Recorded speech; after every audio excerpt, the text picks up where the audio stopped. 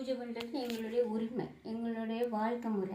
அந்த பூஜை பண்ண விடாமல் என்னையந்து 4 பேர் அப்படி ஒரு கால் ஒரு கை அப்படி தூக்கிட்டு கொண்டு என்னை தூக்கி வெளியே போட்டாங்க.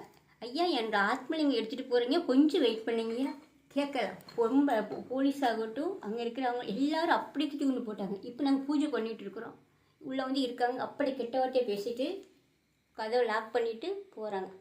வந்து இப்போ நான் வாரோம் அப்படின்ட்டு போலீஸ்காரங்க குண்டாஸ் எல்லாம் சேர்ந்து நாங்கள் தங்கியிருக்கிற இடத்துல தான் எங்களை இருக்க விடல. இங்கே வந்து கருவறையில் உட்கார்ந்து இங்கே பூஜை பண்ணிகிட்டு இருக்கோம். இங்கேயும் எங்களை தங்க விடலை. கதவை இடித்து வெளியே தூக்கி எங்களை கொல்ல பார்க்குறாங்க. எங்களை துன்புறுத்துறாங்க, அடிக்க பார்க்குறாங்க. நாங்கள் எங்கள் உயிரை விட்டாலையும் விடுவேன் தவிர இந்த பூஜை பண்ணுறதை நிறுத்த மாட்டோம். எங்கள் உயிரை விட்டுடுறோம்.